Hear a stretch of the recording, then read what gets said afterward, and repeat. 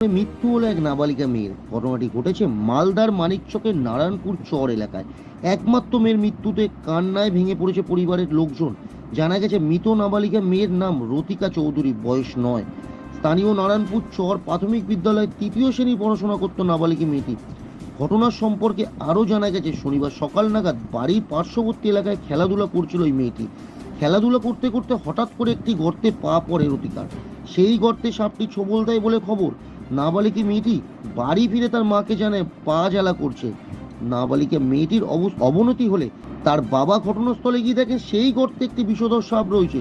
তখনই সন্দেহ হয়, তড়িঘড়ি মেয়েটিকে মানিকচক গ্রামীণ হাসপাতালে নিয়ে গেলে কর্তব্যরত চিকিৎসক মৃত বলে ঘোষণা করেন। দেহটি উদ্ধার করে নিজেদের হেফাজতে নেন মানিকচক থানার পুলিশ। দেহটি ময়নাতদন্তের জন্য মালদা মেডিকেল কলেজ এবং হাসপাতালে পাঠানো হয়। সকাল 6টায় ঘুম থেকে ওঠার পরে ওই স্কুলের দিকে মানে প্রতিদিনের মতো আজকেও খেলতে যায় এই স্কুলের কাছে। ওখানে খেলতে খেলতে একটা মানে গর্ত ছিল, ওর গর্তটাতে পা পড়ে যায়। গর্ততে পা পড়াতে ওখানে সাপ ছিল, সাপ মানে কামড়ে নিয়েছে। তখন ওই বুঝতে পারেনি। তখন ওর মানে যখন চুলকাতে লাগলো, বাড়িতে এসে নিজের বাবাকে বললো যে আমাকে পিঁপড়া কামড়ে নিয়েছে। তো ওর বাবা বললো যে কোথায় কামড়েছে, চলতে চলতো গেলো, তো যে দেখছে ওখানে একটা গর্ত আছে। গর্ততে খোনার পরে সাপ বেরোলো। তখন বোঝা গেলো যে না, সাপ কামড়েছে। তখন তাড়াতাড়ি এই গ্রামীণ হাসপাতালে নিয়ে আসা হলো, মানিকচক গ্রামীণ হাসপাতালে। এখানে ডাক্তারবাবু দেখার পরে বললেন যে মারা গেছে। আজকে নারায়ণপুর চর মানে চারদিকে গঙ্গা, মিডিলে একটা দ্বীপ আছে, মানে ওখান থেকে কোথাও গেলে নৌকার মাধ্যমেই যেতে হয়, তাছাড়া আর কোনো উপায় নেই। ওখান থেকে আসতে যদি রাজমহলে যান তাও 1.5 ঘন্টা, আর মানিকচকে আসলেও 1.5 ঘন্টা। বাজার করতে আসলেও ওই 1.5 ঘন্টা পাড়ি দিয়ে আসতে হয় বড় গঙ্গা। আর মানে ওষুধ করাতে আসলেও ওই 1.5 ঘন্টার সময় লাগে। এরকম প্রতি বছর আমাদের 4টা-5টা মানে হতেই থাকে। মানে আস্তে আস্তে ওই দূরে থাকার কারণেই বাচ্চা।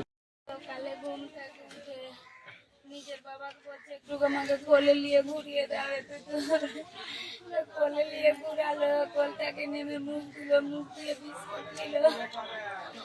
বিস্কুট নিয়ে গেল। তার ভাবছি এখানে দুটো, একটা ছেলে একটা মেয়ে, আমার নিল দুটাই বিস্কুট। তো ছেলেটা এখানেই খেলছে, মানে পাশের বাড়িটাতে। এই একটু চলে গেছে রোড অব্দি, রোড আছে ওই অটো অব্দি চলে গেছে।